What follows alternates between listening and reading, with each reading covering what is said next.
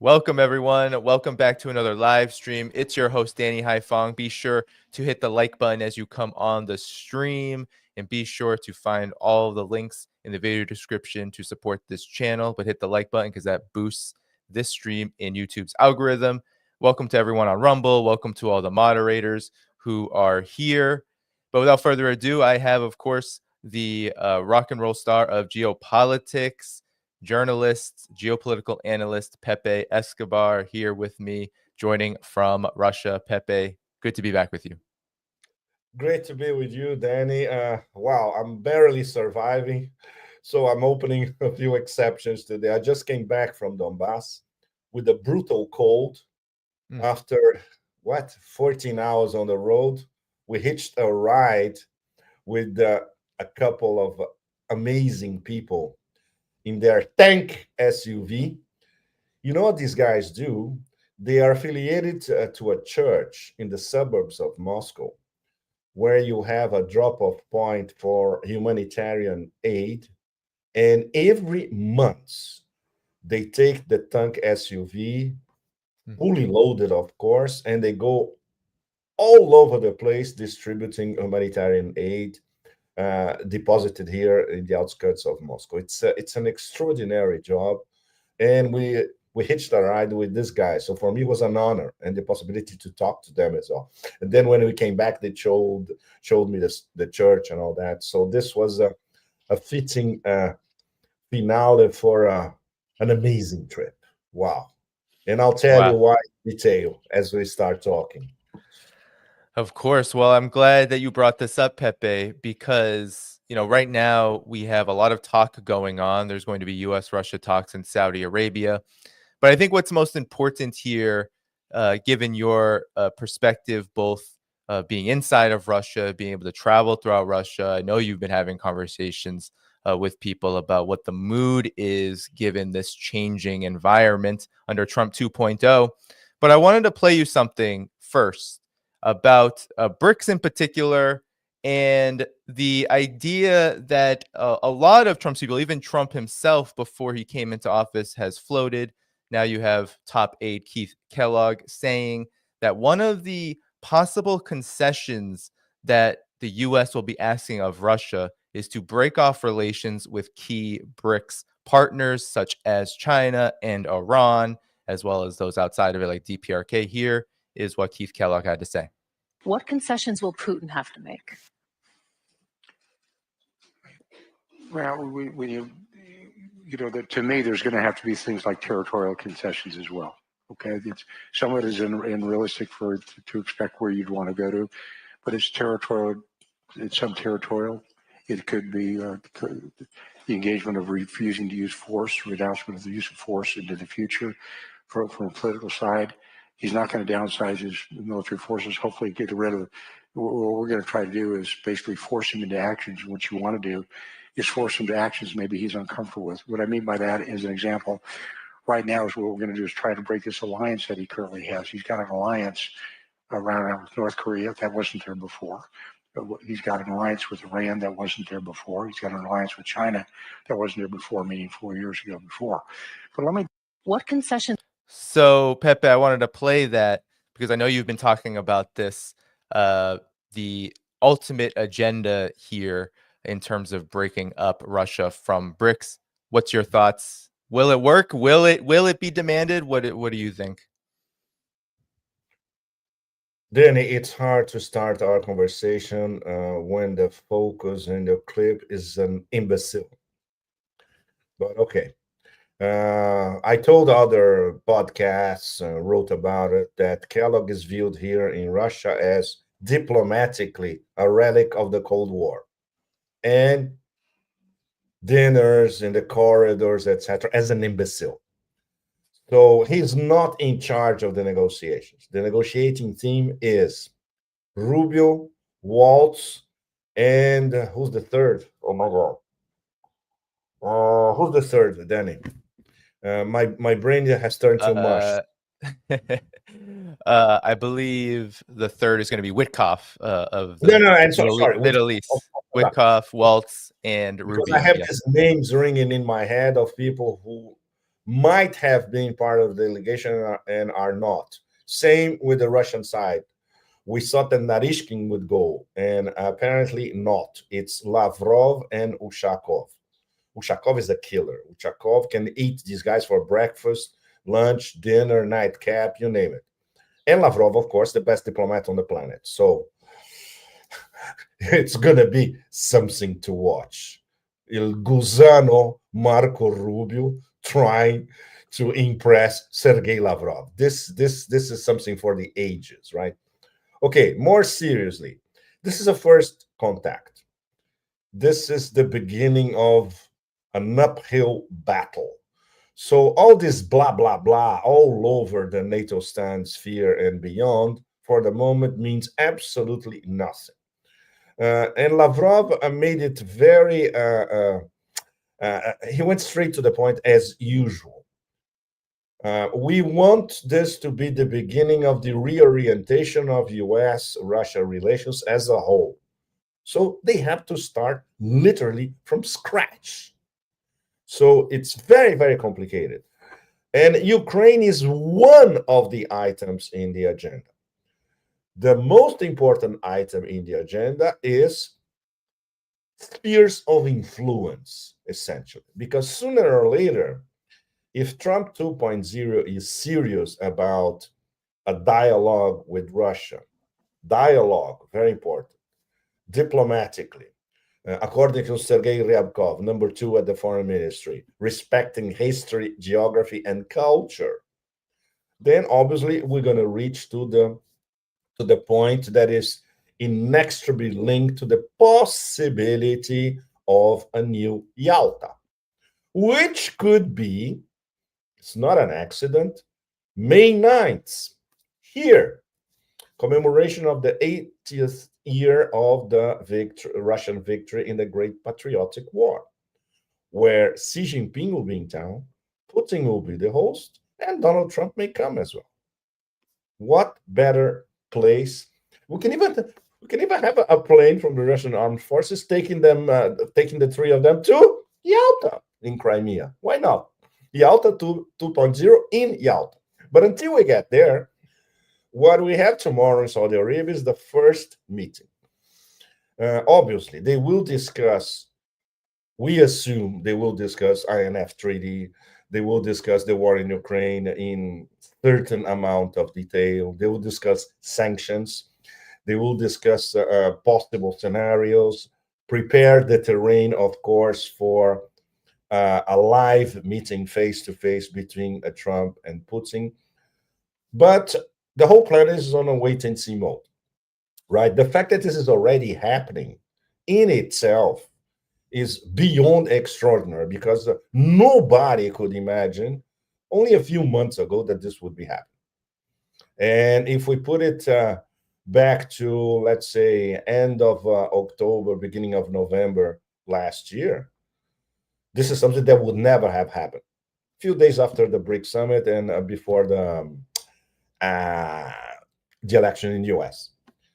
So obviously there are a lot of, the Americans are masters, of course. There's a lot of spinning, literally spinning around, to quote the great dance metaphysician Kylie Minogue. So we hear from Hexat, we hear from Kellogg, and we hear from J.D. Vance, who drove people in Munich literally to tears, starting with himself. The head of the Munich Security Conference, who actually cried on stage and left because he had nothing to say. So one lesson that we all of us, we already have, is that Europe is basically a bunch of irrelevant rats. And I'm trying to be diplomatic here. Again, this was said by several members of the American delegation and directly by Vice President Vance. Of course, Vance in his speech never said that the behavior of the European rats is a mirror of the behavior of American elites and the American political system and American priorities all over the world. He just went straight to the back end, right? But anyway, to have a vice president of the United States come to the Munich Security Conference with all those self-important guys from Germany, Holland, Britain, Central Europe, etc., gathered together and just say, look, you are irrelevant geopolitically, militarily, and soon geoeconomically, unless you transfer the remaining of your industrial complex to the US. So you're free to pay up, and it's 5%. That's it. 2%, you're dead. It's 5% or nothing. And you're free to buy all the weapons that we produce. That's it. And maybe we'll tell you something of what transpires of the conversations between our delegations, Russia and the US, and later Trump and Putin face to face. But that's it, essentially. So no wonder, Danny and our audience, the Europeans were like, obviously, there was no reaction. It was a mix of perplexity and fear, but the fear of hell, in fact. So they come up with this brilliant idea tomorrow, Tuesday, to have a conference of several European powers, plus the European Commission, to let's establish the European position vis-a-vis the new realities in Europe, etc. We can call it the Congress of the Losers, essentially. So this is what they're going to get, the Congress of the Losers, irrelevant losers, of course. But now things are, the perspective is quite, things are put in perspective now. And everything is clear. That Project Ukraine might have been an American-European idea. Now that it's floundering and you just cannot get away from it, who's going to pay the cost? Who's going to foot the bill? First of all, the Ukrainians who died in droves, and especially the Europeans who are going from now on to pay for everything. They want a peacekeeping force or European forces, NATO, no NATO, sub-NATO in Europe. Okay, do it and you pay. You want to buy American weapons? Okay, excellent. You want to decide the future of Ukraine? No, that's not for you. So that's it. And can you imagine the state of these people now, this remaining representatives of this coterie in Brussels and in different European capitals, when they look at the strategic defeat project of Russia coming to this? There you go. And then we have, apart from the clip that you played, we could also play the head of the Munich Security Conference collapsing on stage. We can play the batshit crazy Estonian chick saying that no Russians die in the war, which, once again, I have to remind all of you, especially all of you who are watching us in Europe. How do you explain the fact that 450 million European citizens and voters are represented as a whole in terms of their foreign policy by a semi-illiterate, imbecile, and thicker than a door knob? There is no explanation for that. Yes, in fact, there is. It's how the system in Brussels works, which not even Kafka could have imagined. It's not about meritocracy. It's about connections. It's about following the single agenda, which is predetermined by the European Commission, following American orders, essentially, but also ruling elites across Europe. This is how it works. And then we have something like this as the head of the EU foreign policy. It's no wonder that Trump and his team, they look at this and say, why do we even need to talk to these people? They represent nothing. And they are basically, we order them to do whatever we want to do. Or we ignore them completely, which is going to be the new, let's say, state of things across Europe. What's going to happen to NATO is going to be quite interesting to watch, because this obviously will be discussed by the Russian-American delegations and later by Trump and Putin face to face, because we should never forget, once again, that everything that is happening now is a direct consequence of the non-response was not even a non-response response. It was a non-response by the Americans when the Russians sent those letters in December 2021 talking about, let's sit down and discuss indivisibility of security.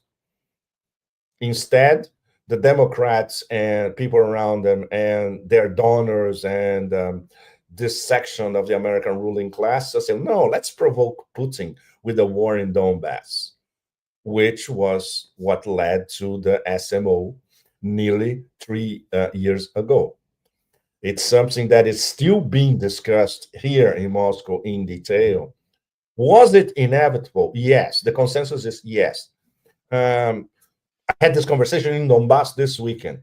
Was it too late? Everybody said too late. And everybody, I mean residents of Avdiivka who were shelled, invaded, and some of them taken hostage by the Ukrainians for years. So these are the people who have something to say about this war, not a bunch of politicians. You know, when you talk to them, then you see it, and it's consensual. Yes, it took too long. It should have been in 2014 or 2015, but at the same time, instinctively, they knew that Russia was not ready, and they also know that when the SMO started 3 years ago, there was a set of circumstances that made it inevitable for Putin to do what he ordered.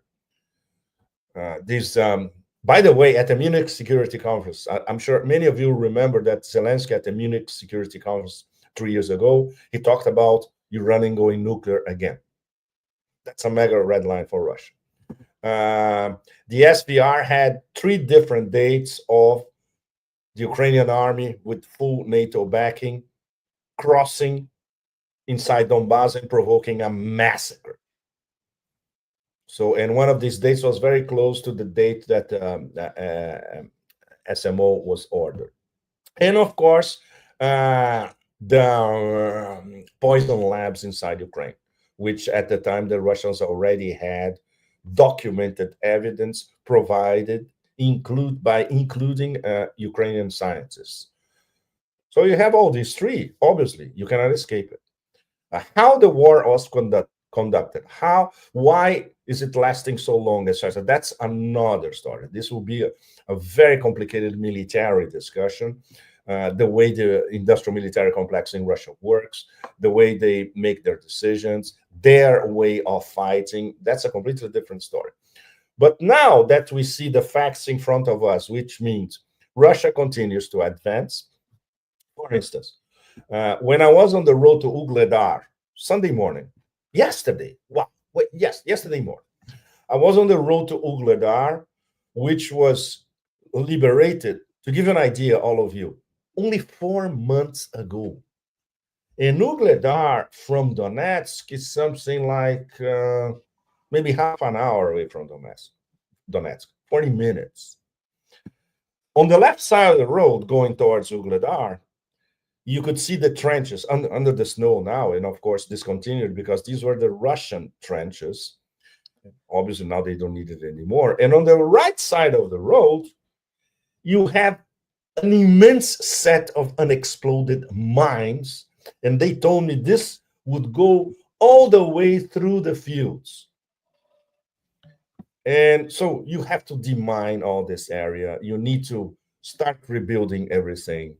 They took me to an absolutely outstanding place, a beautiful double monastery with a church and convents attached, St. Nicholas and St. Basil, outside of Ugledar. This compound, this religious compound, was shelled by the Ukrainians over and over again. They showed me the remains of the convent for nuns that was hit by 5 HIMARS in succession.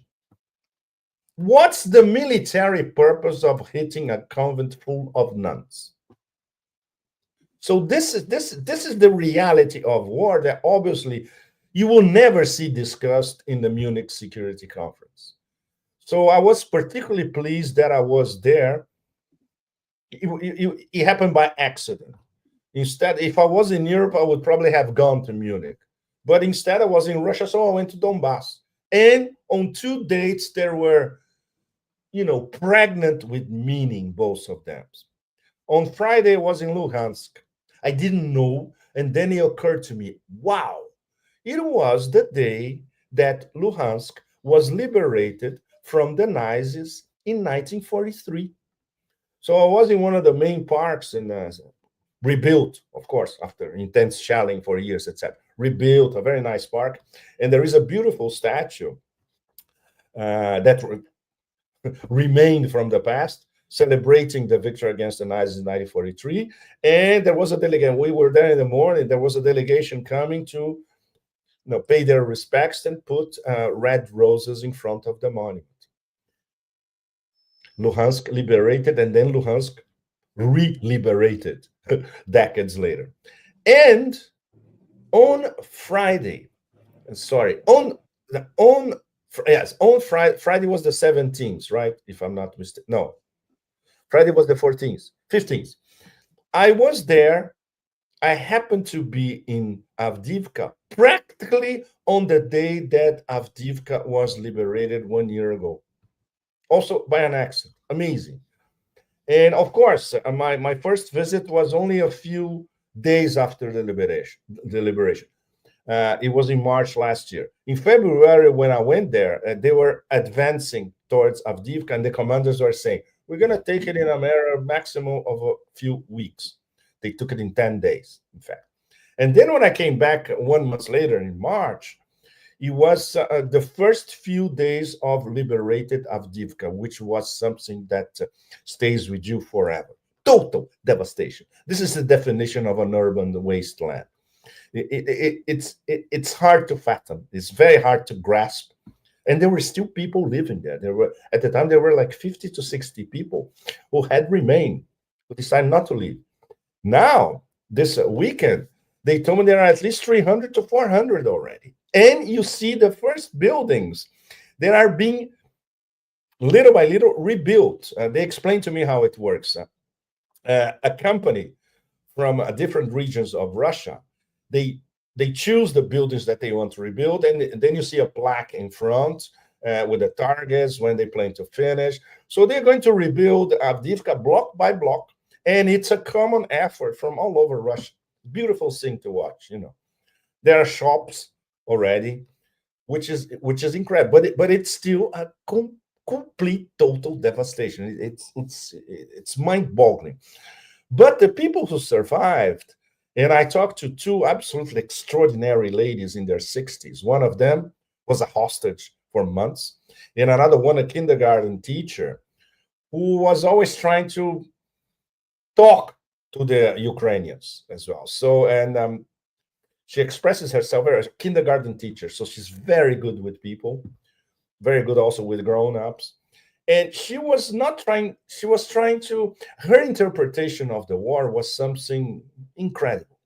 She was not apportioning blame to the Ukrainian side or the Russian side. It's her city.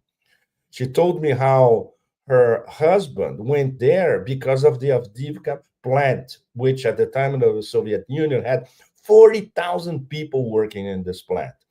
So this was a company town, essentially, very working class, something that you see right away, And she said, no, it was maybe an enormous misunderstanding. Of course, she didn't go into a geopolitical analysis of why the war happened, of course. But it was fascinating to see somebody who actually suffered her own city being destroyed, and it was destroyed by both sides. We have to be very, very factual about it. And the fact that the Ukrainians were there, they were treating the residents as hostages. This is inadmissible, of course. But still, she found a way to frame of that as a sort of misunderstanding of history. Can you imagine, Danny, one of these assholes in Munich having a conversation with this woman? Impossible, no? Impossible. So these are the people who actually teach you matters of war and peace. You don't even need to read Tolstoy for that. You talk to an average civilian in a war zone, and there's everything you need to know. Yeah, no, beautiful, Pepe, beautiful. Well, I wanted to follow up. You called Keith Kellogg an imbecile. I think that is a good description of him. You talked about, I think it was great that you brought up JD Vance and what he did to Europe. Um, you have a lot of contradictory things being said. You have Vance on the one hand at Munich in that same speech saying, "Oh, well, the external external enemies of Russia, China, etc. They're not the problem for Europe. Europe is the problem for Europe." But then you have people like Kellogg, and you've had Trump as well say on numerous occasions very contradictory things. BRICS is dead, for example, while also pursuing what seems to be like a normalization with Russia in some respects, given that the Rubio-Lavrov call talked about a whole lot of matters, including possibly economic cooperation. So my question to you, Pepe, is this BRICS is dead framing and this overall trajectory the Trump administration is on. Do you feel like there is a good reason to believe that the motive here is to try to pull Russia away from BRICS and to ultimately weaken this burgeoning multipolar world in the process? Absolutely, Danny. There is the strategy is clear. It's quite clear. I think I posted this on X very shortly. The 3 steps of Trump's strategy. First of all, bombast. He declares that BRICS is dead. Trump doesn't even know how BRICS works, and this is something we can say right away because he doesn't. Everything he said about BRICS so far demonstrates that he has no clue what BRICS is about. And worse, the people who are serving the president are not clever enough to sit down with him 5 minutes and explain BRICS to them because they also don't know. Okay, number one. So you declare that BRICS is dead. Number two, you declare that I would love to bring Russia back to the G7. So the G7 would be back as the G8 one all over again. And number three, which is when you get 1 and 2, the result, the synthesis, the dialectical Trumpian synthesis is we want to split Russia from China, the top 2 BRICS, obviously. So that's why it's not going to work, because it's a very crude strategy. There is absolutely nothing that the G7 can offer Russia. So Russia doesn't care about the G7 or G8 or G whatever. But BRICS is a different story. So if any of Trump's team would have at least followed the BRICS summit in Kazan in October last year and draw the necessary conclusions, he would understand what BRICS is about and how Russia is instrumental for BRICS to become a very, very solid multilateral organization involved in steering the world towards this multinodal, multipolar system of international relations. So, so we were reduced once again to a circus. These are 3 Trumpian steps, which mean absolutely nothing. And he throws these bombastical remarks, assuming that the Russians will be impressed about it. Here, nobody's impressed with anything. I had an amazing dinner before I went to Donbass with heavyweights in the geoeconomic sphere, including a top guy in the BRICS Business Council. He was saying, yes, it's very, very difficult, it's very, very complicated, especially this year, when the Brazilians had the absolutely outstanding idea of holding the BRICS summit in early July in Rio. Congratulations. This is shooting themselves in the... no, because we cannot organize 2 summits at the same time, because at the end is that COPs thing in the Amazon rainforest. So, in practice, the BRICS have 4 months of work. We are in February now. They haven't had their first meeting. This is almost the end of the month. So maybe they're going to have, next week, they're going to have the first meeting of several working groups, plus groups linked to the BRICS Business Council. It's once a month. So they're going to have late February, March, April, May, and maybe June, late June for the wrap up before the summit in early July. That's it. So it's 5 months max of work. The Russians last year, they broke their balls working the whole year non-stop since January, all the way to the week before the summit in Kazan. I remember very well. The summit in Kazan started on a Tuesday, if I'm not mistaken, and the groups were still meeting on Thursday and Friday here in Moscow. Extraordinary. They had more than 200 meetings all over the place, you know, in different parts of Russia as well, planning the whole thing, the summit, the expansion, the partners, the list of partners, contacting with the partners, you name it, testing models in what I call the BRICS lab, which is testing all these possibilities of different forms of payment. And the Brazilians say that they can do this in less than 5 months. So that's not very clever. So even despite all these problems, Russia remains, we can argue that Russia is the #1 force inside BRICS, because this is something I discussed with the Chinese scholars. They admit, without admitting, that for China, the most important vector is not BRICS, is the BRI, is the New Silk Roads, which makes sense because this is their overarching foreign policy framework, geopolitical and geoeconomic, for the next few decades, obviously, and it's their idea. They came up with it, and it was announced by Xi in 2013, first in Astana and then in Jakarta. BRICS is a collective idea that, let's say, rejuvenated itself this past few years, but especially last year because of Russia and because of Russia's immense hard work, which I had the privilege to accompany here because I spent almost 6 months in Russia last year. One of the reasons I decided that, because then I could follow the work on BRICS very close. So now it's a pity because the Russians last year, they worked for 3 Brazilian presidencies of BRICS. They already knew that it will be hard this year, and it will be.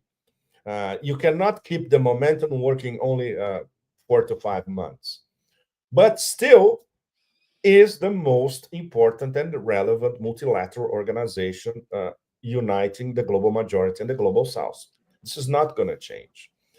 And if Trump had 10 minutes of informed advisors explaining to him the ramifications of the work of BRICS, then he could come up with a real strategy to dialogue or not dialogue, or frankly antagonize BRICS. He doesn't even know that the BRICS, they don't want a BRICS currency.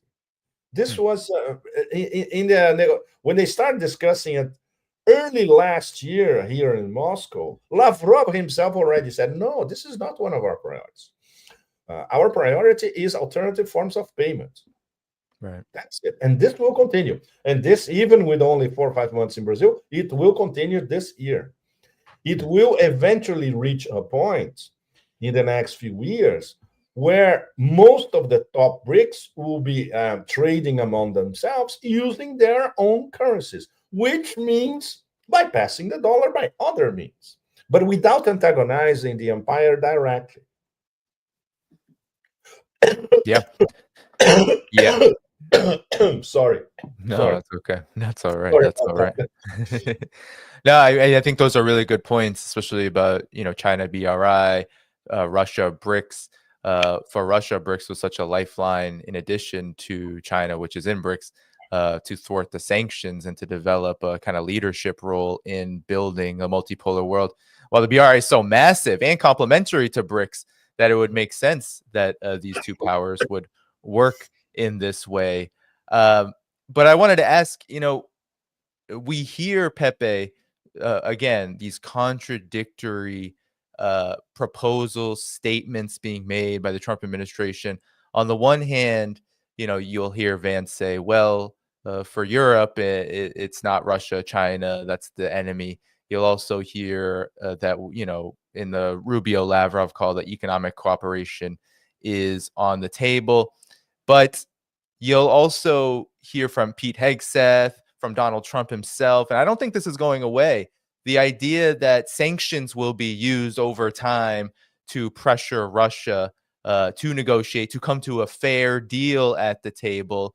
And there hasn't been much talk about sanctions other than this. So I'm curious, Pepe, in your estimation, do you believe that this weapon of sanctions, which has backfired so mightily, is it on the way out as a weapon to try to destroy BRICS, or will it continue to be asserted by the Trump administration? If they're paying attention to the Russian economy, they'll try something else. Apparently, they are not, because the CIA is feeding all sorts of bullshit about the Russian economy to Trump and his advisors. Consider that Trump is at war with the CIA, and that's a good thing. Maybe this will change in the near future. For the moment, it's very simple. They just need to look at the numbers.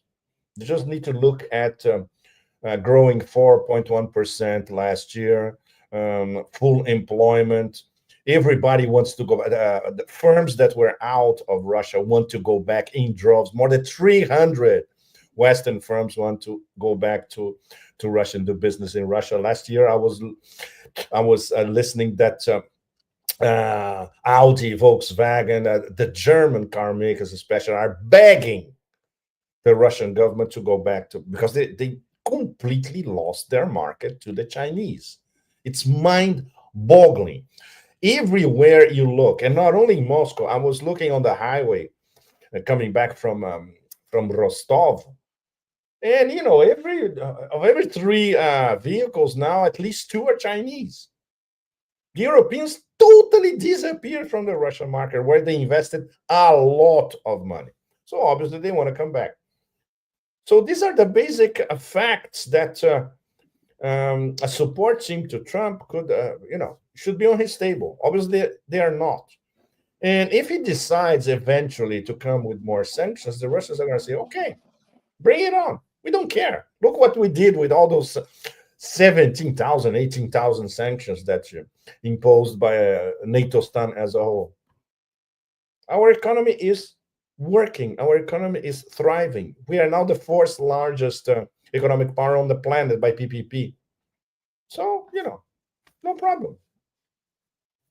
Yeah. And right after Donald Trump floated the idea of the G7 becoming the G8 again with Russia back, we had Oleg Stepanov, Russia's ambassador to Ottawa, say very clearly that the G7 is outdated. They have no interest. Russia has no interest in coming back, and that BRICS and the G22 are the primary focus. Now, BRICS summit is coming up, as you said, Pepe, in the summer of 2025, and the focus will be on alternative payment systems. And from what I've been seeing in the media, strengthening relations around using currencies, not the US dollar. Talk about these mechanisms, because I think this is a total misunderstanding and miscalculation here by the Trump administration to believe that it can break BRICS, divide BRICS, when there's a lot of already, it seems, mechanisms in place to keep it going, regardless of the environment around them, which we've seen has already been quite harsh toward Russia, toward many other BRICS members, China, Iran, etc. Exactly. What they're going to do? They're going to sanction India because India is using their currency, international pay. Are they going to sanction Saudi Arabia, the Americans? Definitely not. And Saudi Arabia is playing a very clever game, because they have their eyes on the petroleum one, and at the same time not antagonizing the Americans. They are the key member of OPEC Plus, side by side with Russia. Is Riyadh. Same thing. It's not by accident they are meeting in Saudi Arabia, because Saudi Arabia, their hedging is impeccable between the US and Russia. So the US, under Trump, sanctioning their partners all across the global south is, I would say it's a childish fantasy. Complicated in the case of China because there are a lot of China hawks in Trump 2.0. But for the moment, China is in the back burner. We still don't know what they plan to do with China. And China is the tech war, which now they're taking serious blows because it's a direct competition of two models. Silicon Valley, speculative hyper-capitalism, and the Chinese system based in meritocracy, based on support of the state to key industries, and based on ultra long-term planning, which is the essence of Made in China 2025. When Trump first sanctioned, in fact, he sanctioned Made in China 2025 in 2018, the first batch of mega sanctions, after he was in power for a little over a year.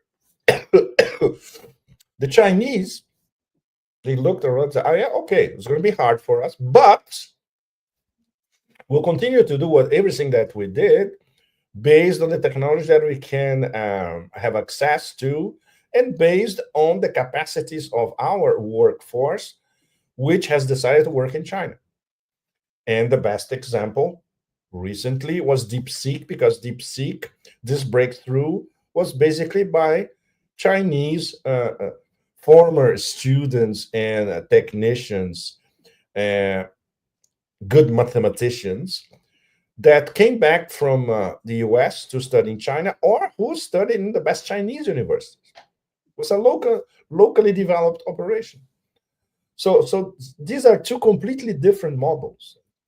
And the fact that DeepSeek created such a panic in this Silicon Valley, Wall Street axis, the mix of a California ideology, as it was described a few decades ago, and casino capitalism, greed is good, according to Wall Street, the movie by Oliver Stone, also in the 80s, proves that this model is not, as they thought it was, predominant, or would be exactly reducing all other models to no competition. On the contrary, the Chinese now are putting up a competition. So that changes the game completely. So how Trump 2.0 is going to react to the tech war, that's something to see.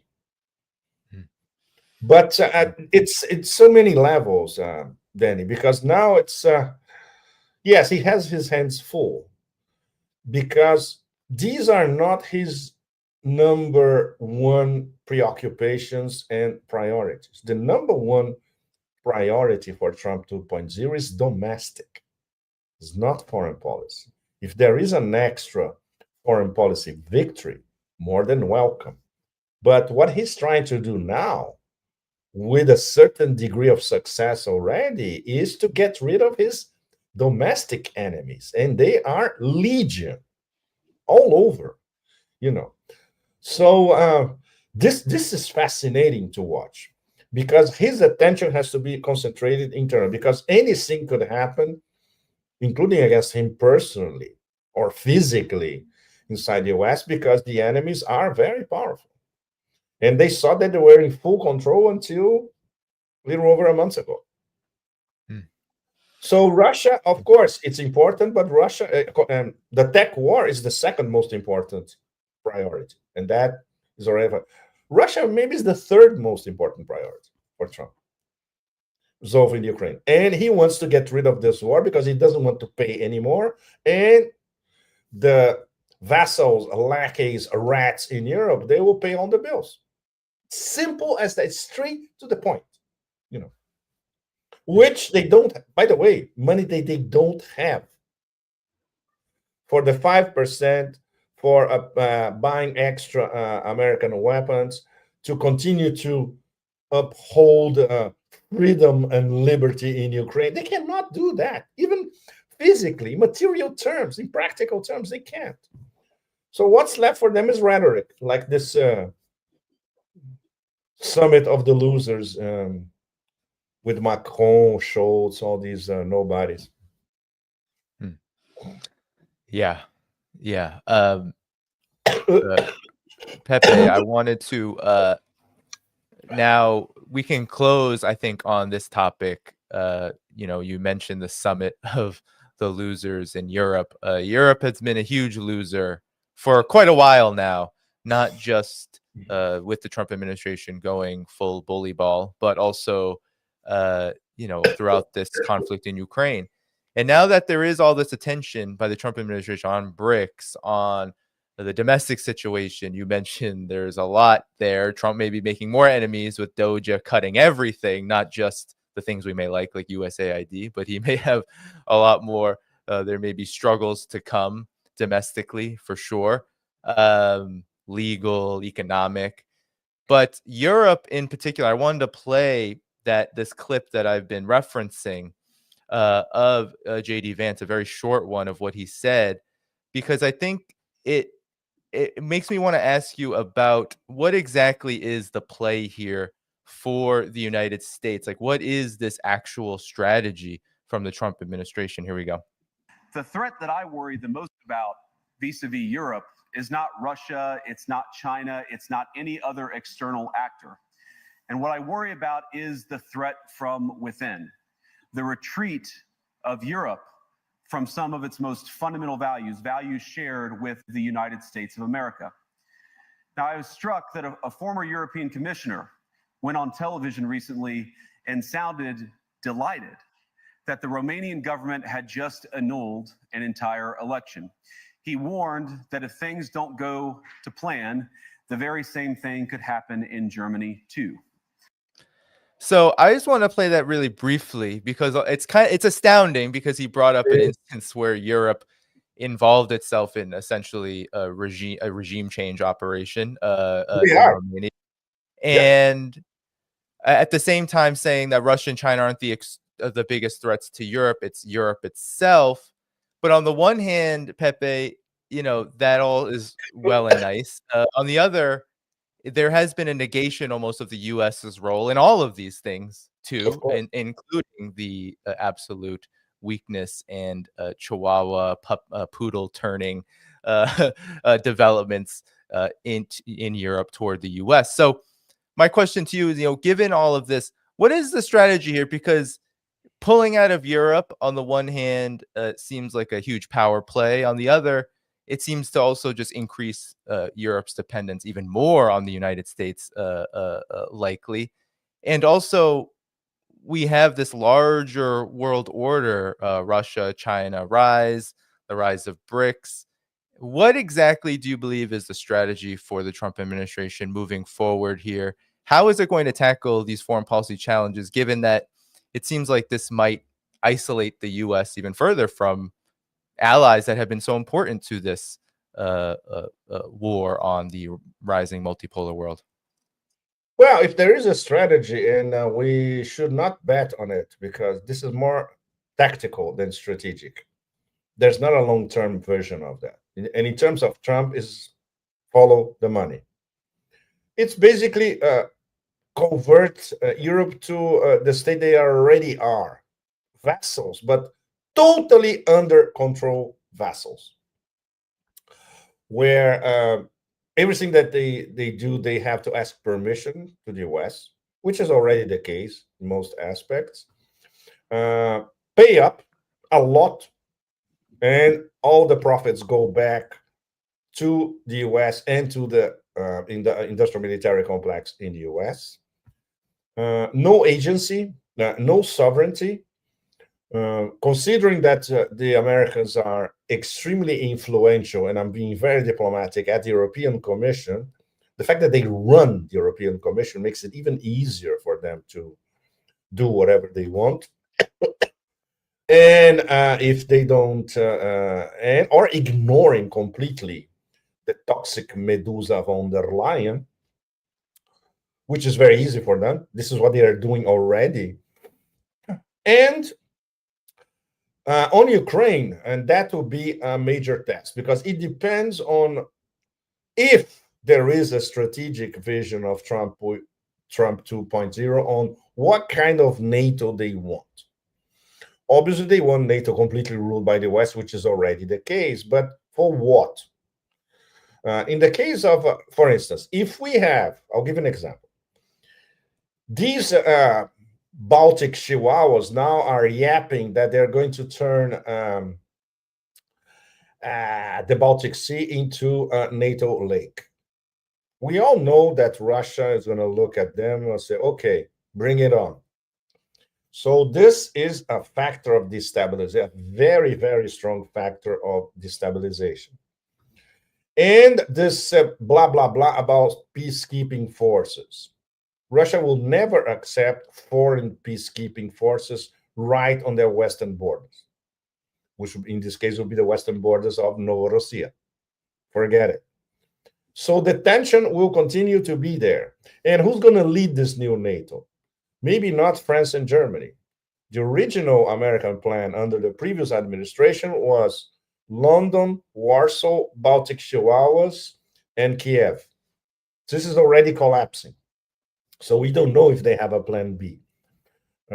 And all the internal NATO documents, which basically talk about NATO rearming and expanding towards a war against Russia, which will be more or less inevitable around 2030.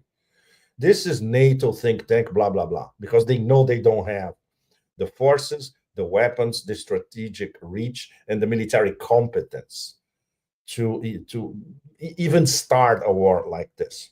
And they will be turned into steak tartare in 1 week, if not less, And we're not even talking about the Russian hypersonics attacking all the major decision centers of NATO, if we get to this point. So this is something far ahead for Trump 2.0.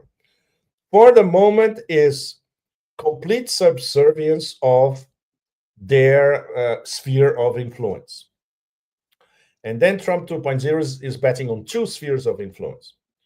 Already conquered Europe, very, very easy to manage, and not fully conquered the Western Hemisphere, the Americas, Latin America, essentially. So, and that will explain why Brazil, as a BRICS member, will be in a very tough spot from now on. They already are from now on. And Argentina is in the back for the Americans, but that's not enough. The key is where Brazil leans. So this is going to be the two areas of foreign policy where it's guaranteed for Trump 2.0 to maintain the illusion of an empire. It's the West, essentially. It's NATO's done plus the Western Hemisphere. And with these add-ons that are already part of the show, of the circus, Canada, Greenland, Panama Canal, and all that, expanding the resource base of the empire and controlling key channels of communication. And the key is really the Arctic. Because once again, there's nobody in Trump 2.0 who even understands the depths, the reach, and the planning involved in the Russian Northern Sea route in the Arctic, what the Chinese call the Arctic Silk Road. It's the same thing. It's a Russian project with deep Chinese input.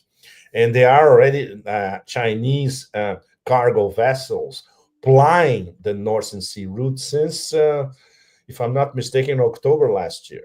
And soon, with this outstanding fleet of icebreakers that Russia has, unequaled, is going to be 12 months a year. So this is a threat to the Suez Canal in terms of a brand new maritime corridor, as important as the North-South, which is three BRICS, once again, Russia, Iran, and China. So Trump 2.0 look at the chessboard and say, well, at least if we can control the Northwest Passage and we have Canada as our lackey and we get Greenland, then we can put up some competition. Competition, yes, but if you are, for instance, and this is extraordinary, Southeast Asia, and you want to have your products reaching Europe the fastest way possible, you're going to use the Northern Sea route. Simple as that. It's faster, cheaper, it's going to be the wave of the future. Malaysia has already said we are partners, and it's not by accident that in the last Vladivostok forum, the guest of honor was the Prime Minister of Malaysia, Anwar Ibrahim. So this is all being planned carefully between Russia and its Asian allies, which are many all over the place. And out of the blue, the Americans coming up with this competition via the Northwest Passage is not going to change much, you know?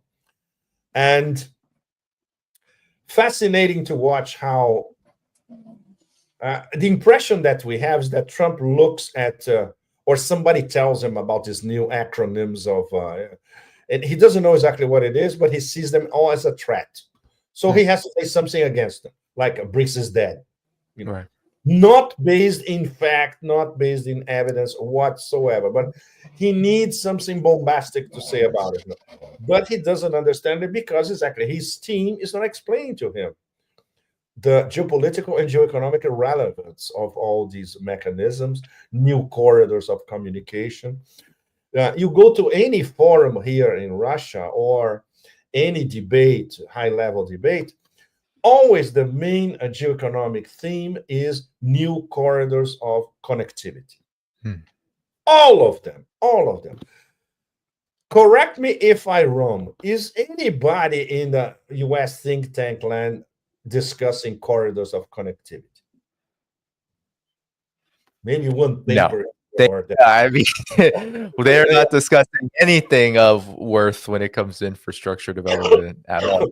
There you go. There you go. You know. And this Pepe, I don't want to interrupt you. I wanted to actually play what you mean about Trump's very quickly.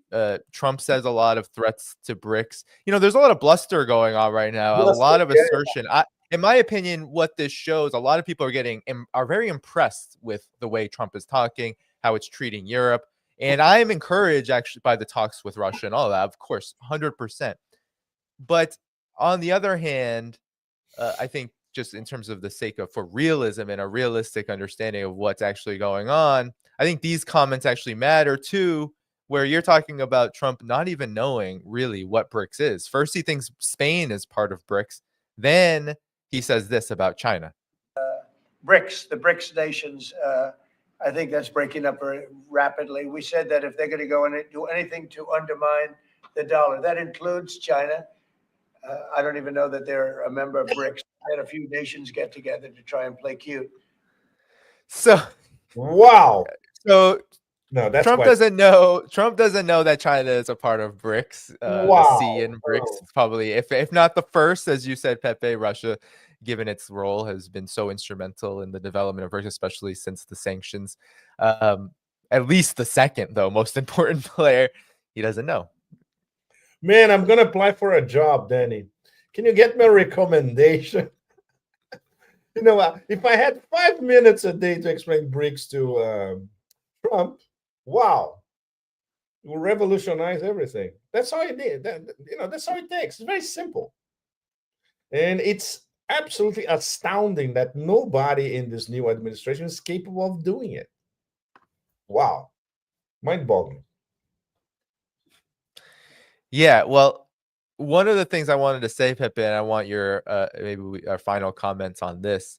You know, a lot of people are impressed with the way Trump is talking to Europe, and you know, I don't feel bad for Europe. I think the Trump administration, Vance, and them, I think they're actually not doing the world a service by putting everything on Europe, given that the United States bears so much responsibility, the primary responsibility for the Ukraine conflict, and also the destruction of Europe as we know it, plays a huge role. I don't feel bad for Europe, though, because as Western, as you call them, vassal states, they have willingly went along with it, so willingly that it doesn't even matter if Vance is smacking them around.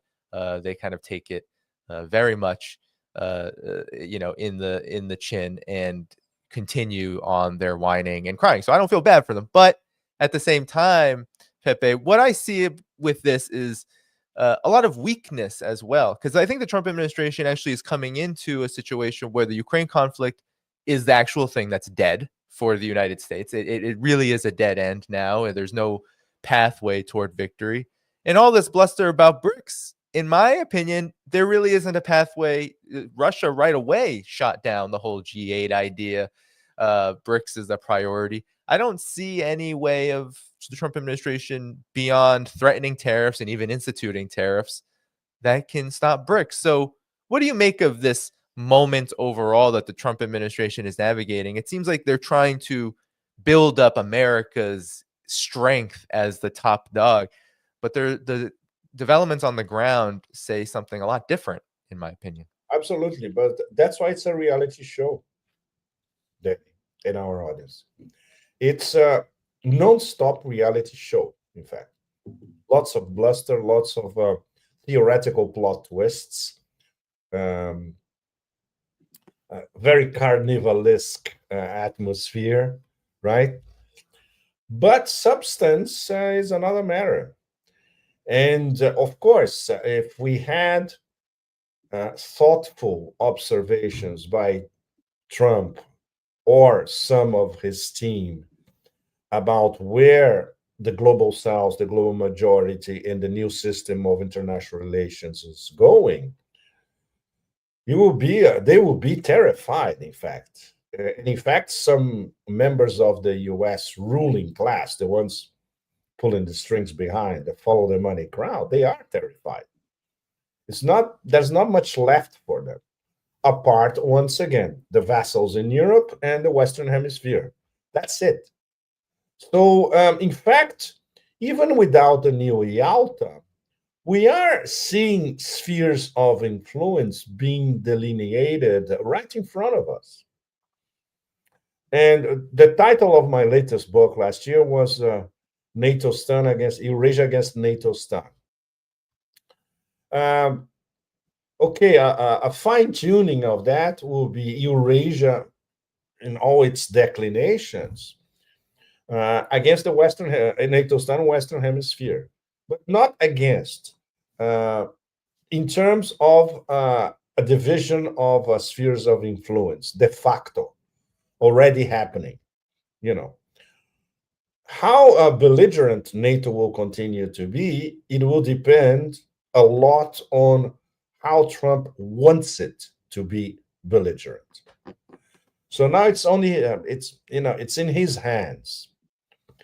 Obviously, he's not gonna support a NATO that the way NATO was working until 3 months ago, a month ago. It's counterproductive for his aims, even if the Europeans pay it. But what's in it for the US? You know, unless they keep buying inordinate amounts of American weaponry, fine, perfect. But to do what with that? Are they going to start a war in China against China in Taiwan? No, NATO cannot do that. Are they going to start several different wars in Africa where they're going to have their asses kicked? No, it's not going to happen. So there's not much left, you know. And of course, those NATO, those nations in Eastern Europe want to have a more relevant place in NATO. The Baltic Chihuahuas, Poland, Romania. These are two-bit actors, you know. Nobody takes them seriously, starting with the Russians and everybody else, you know, and even people inside NATO. So it's interesting that Trump hasn't said anything about Turkey so far. I'm very right. curious. Nothing. You're right. Absolutely nothing. Curious about. Nothing about Turkey. Very little. I mean, Rubio was just in Israel doing the whole "we are with you on Iran, no matter what," all of this. But for the most part, yes, you're right. There's so many developments happening in that region, including And what Turkey's up Turkey's to. and Erdogan and Turkey, they are just waiting to see where Trump stands exactly on the role of Turkey inside NATO. Right. Because if there is no role for Turkey inside NATO, Turkey will have its cue. Bye-bye. We don't want it anymore. It's a possibility, of course.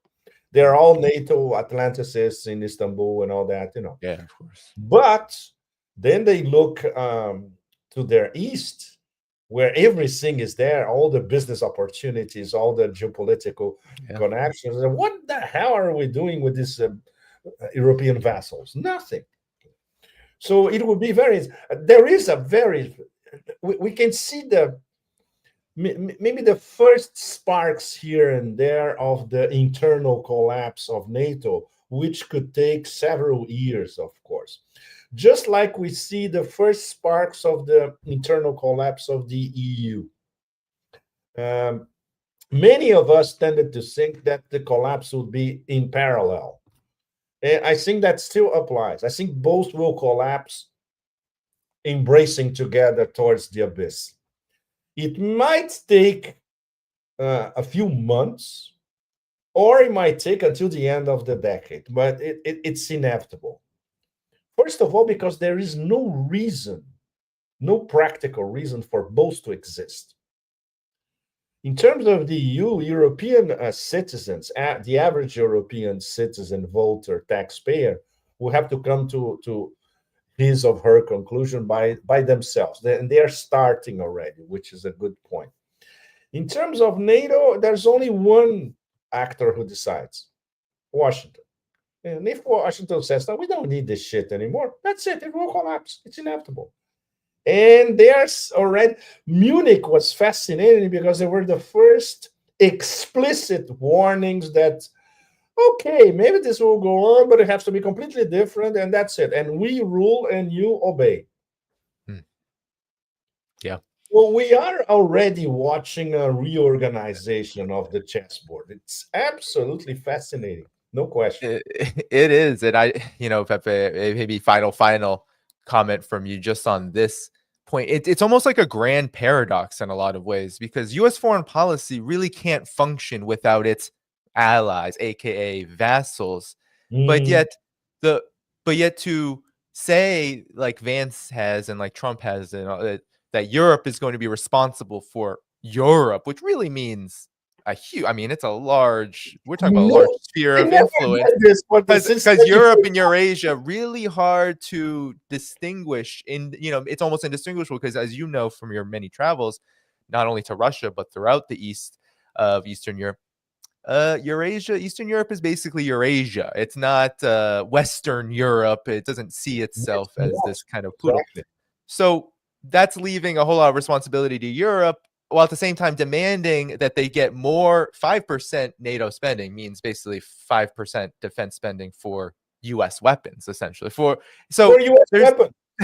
There's this grand paradox of, okay, well, we're not going to rely on quote unquote allies, but we're going to essentially force them to be on their own, but more dependent on us, which makes me think, Pepe, there's somewhat of more of a rebranding here, maybe, than a realignment in foreign policy. Your thoughts on that? Because I think a lot of people might get angry at that, because at the surface level, like when you just look at how Trump and Vance and all these people are talking, it does look like a realignment, especially when it's backed up by concrete actions like what's happening between the U.S. and Russia under Trump, which I believe is a good thing, at least on the surface. I'll wait and see how they deal with things at the table, but I would never, reject or criticize even that, because that's what's necessary. We need that kind of orientation. But I still smell something kind of fishy here, Pepe, and I'm just curious what you think about my thought process. Rebranding, absolutely, it's rebranding. We're gonna have a few, I would say, staring at our faces, how far this rebranding goes, and if it's for real or not for show. And that will be the role of the so-called peacekeeping forces, right, assuming there is a deal on Ukraine. Yeah. Before that, we don't know anything. It can be just a show. But depending on what the Americans propose and the Russians say, do you actually believe that we're going to have sounds like a buffer zone with NATO troops? Where the hell do you live? Yeah. So Trump may propose something different, like a demilitarized zone or whatever. Right. And of course, the possibility that Western Ukraine could also be dismembered, and the Americans won't say anything about that. And then we're going to have the European vassals fighting each other. I'm going to get this part. I'm going to get Galicia. I'm going to get Transcarpathia. It's going to be hell. Exactly. So I think it's still too early, but the possibilities of decomposition are enormous.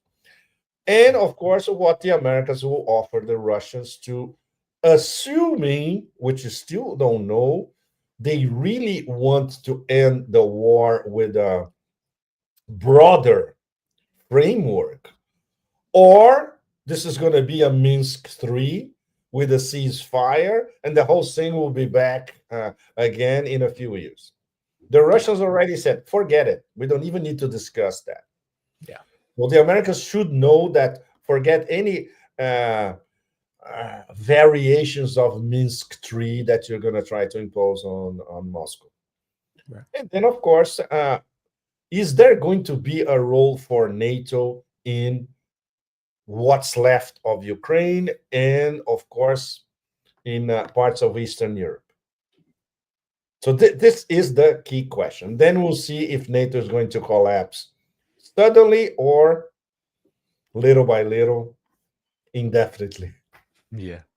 Well, it's so interesting to hear when Hegseth was talking. A lot of people were very celebratory, and mind you, he did say some things that are reasonable, but also there was nuggets of very unreasonable things, including when he was talking about what you were referring to, Pepe, NATO, kind of like he was just saying European troops and non-European troops. So there are like these little nuggets of what does this even mean?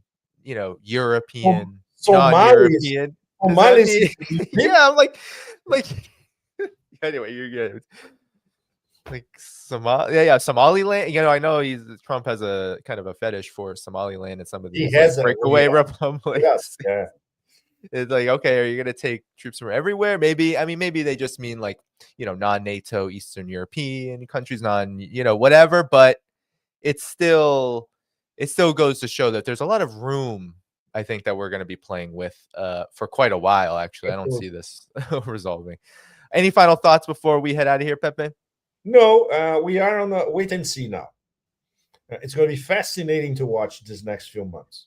And if there is a Yalta on May 9th here on Victory Day, well, that will be the day.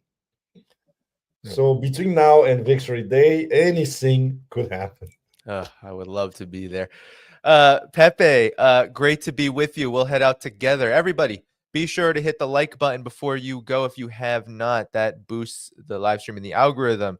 You can find Pepe's work on his Telegram and his X account, both of which are in the video description. I want to thank Black Tie and Mark. Take a look at the Donbass photos. I'll be uploading more Donbass photos.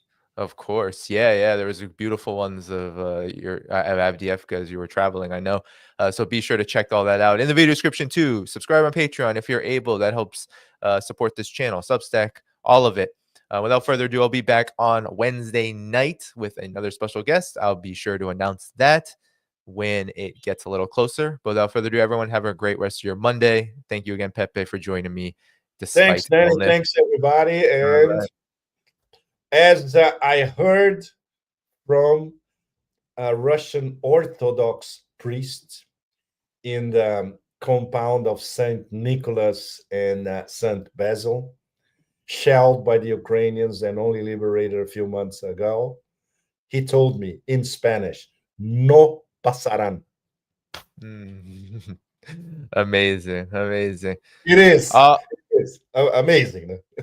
Yeah, and we're in a moment for as powerful as the Trump administration is coming off as. I believe that we are in a moment where the U.S. hegemon is gonna have to heed those words deeply as we go on. So anyway, everyone, bye-bye. Take care. Thank you.